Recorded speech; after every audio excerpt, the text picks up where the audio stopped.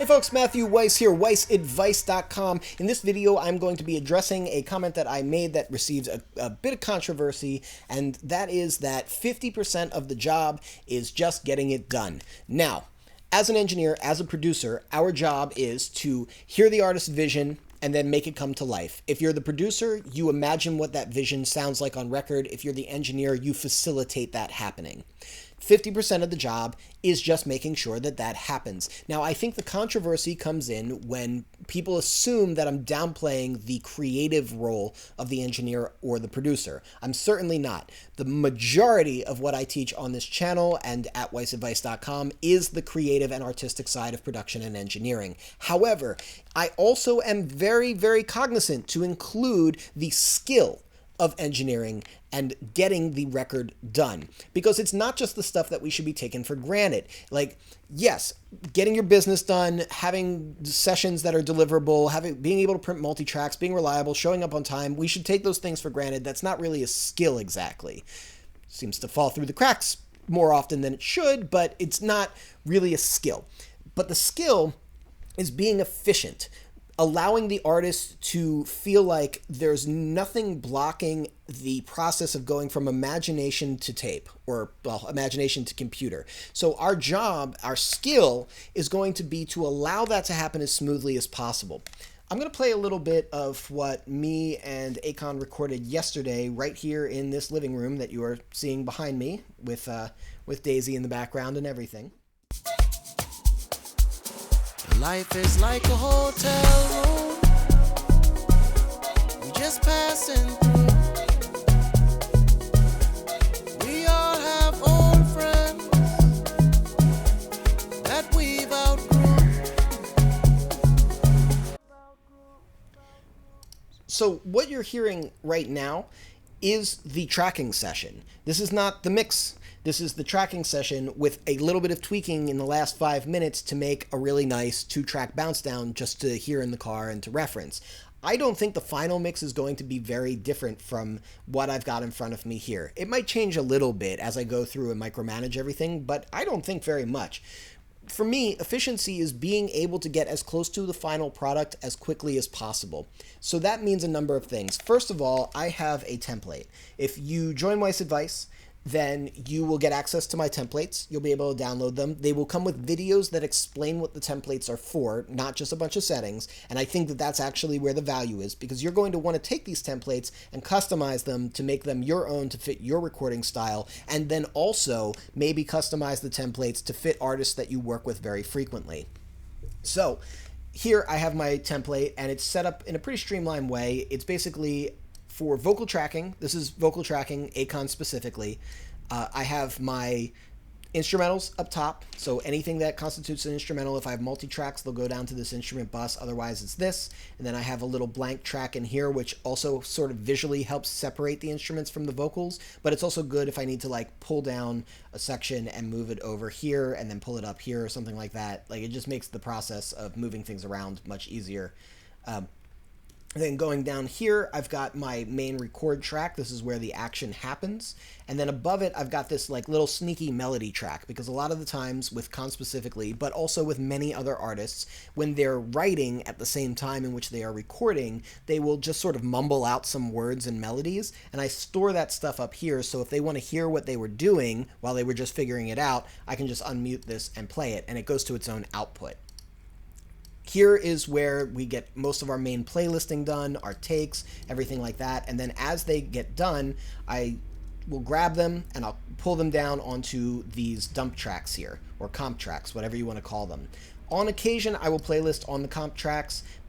I'll do that if I hear something that I like and I want to keep, but it isn't what the artist might necessarily want to keep. So everything that the artist wants to keep is on the record track. Anything that's extra that I might want to keep, I kind of hide in playlists down here. And then I have a lead throw track because it's easier than automating. I just drag things down and there'll be a quarter note process. Like here, there's a H delay on a half note, and then I copied it to make this extra Echo Boy throw. And then all the leads come down to one bus. This is what I did in the very last 5 minutes making the rough mix. It was just a little cut to the low end. And then because I know Khan specifically, I just threw on C6 to mainly catch his I and E vowels. He has very front of face sound, and so I's and E's exaggerate that. So this just keeps those in check. And then this band over here is just keeping the mid-range generally in check a little bit. It's not doing much. So very little processing there. And then this is also where my effects returns get sent from.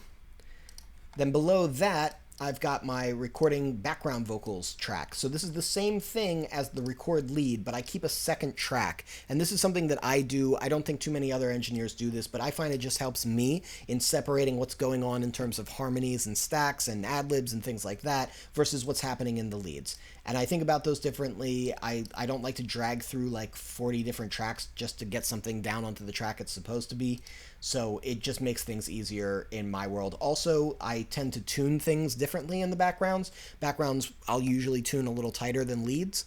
So it's a different set of auto-tune and everything like that. Then all of that comes down to the all vocals track, which also gets the effects returns. And this is so that if I want to print out an acapella or an instrumental, all I have to do is either mute all the instruments up here or mute the all vocals track here, and then boom.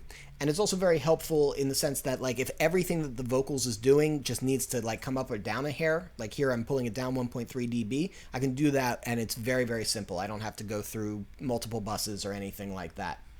Effects returns, or sorry, actually instruments and vocals then come down to a submix group, which is where I put my limiter and where the headphone cue comes from and all that kind of stuff. So then my effects returns, I keep it really simple. I don't like to have a million effects returns. If I know that the artist is going to be the kind of artist who likes really intricate effects returns, or that the kind of record is going to require that, then maybe I'll have a few more. But typically I'll just have doubler, I'll have quarter note throw, or well, quarter note delay return, and then I'll have just the default R-verb. I literally don't change anything. I just put R-verb on and that's the tracking reverb. And that's just to help the artist feel like they're more connected to the record. After the fact, I tend to swap it out.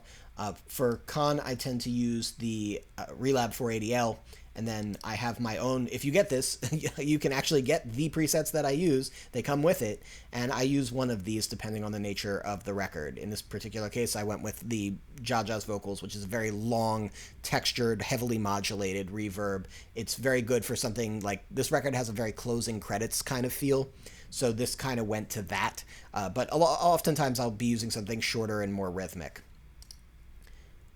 And then that's basically that on that. You know, I get tempo immediately. I leave a little bit of pre-roll here in case we need to do something. I have a click track ready to go. And then I mark off all my markers so that I know that if we need to recut something and say like verse 2, I can just do, I notice I'll also have the number of the marker before the name of where the section is. So like if Khan's like, hey, jump over to verse 2, I want to recut a word, I can just do this.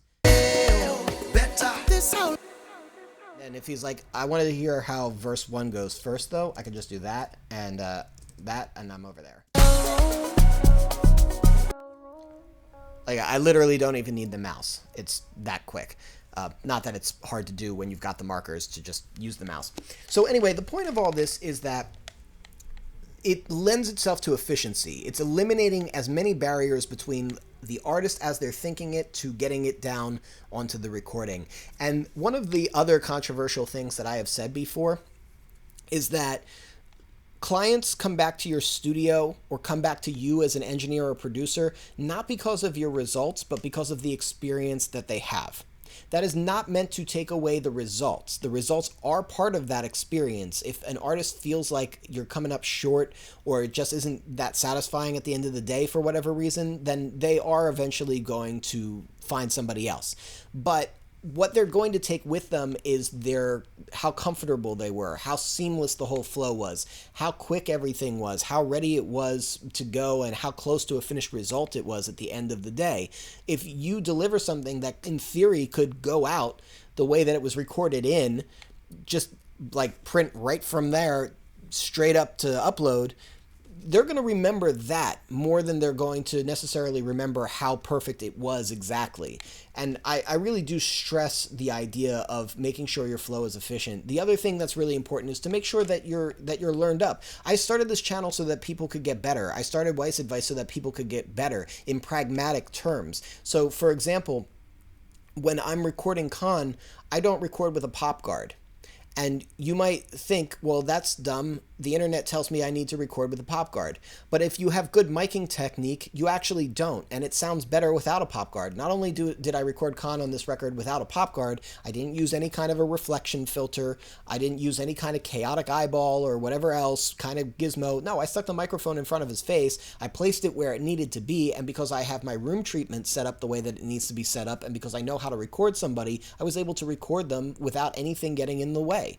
And that's just how it is. I also know when to use a pop guard, because sometimes you do have to use that. But look, the internet will tell you a million different things. All I can say is I've been doing this professionally for 15 years. I work with A-list artists all the time on a regular basis. I don't know how to tell people that I know what I'm saying without saying that I'm getting paid to do it, a good amount of money, by people who really, really care about it getting done right.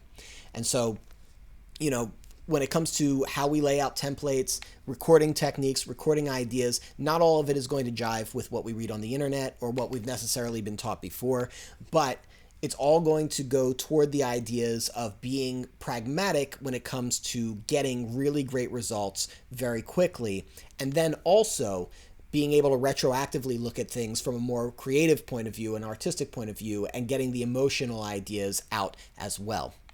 All right, guys, last thing before we wrap here, you can now download a purchased version of Mixing with Emotion. It is my first for sale tutorial. You can get that from the Pro Mix Academy, and I'll put a link in the description below. But if you like this channel, hit that like button. If you dig what I'm doing and you want to catch more videos, hit subscribe with the notification. If you want to jump into the comments, talk about any of the ideas we've discussed, or just say hi, I certainly encourage you to do so. Lastly, you know what we say. We are musicians. Sound is our instrument. And I will catch you next time.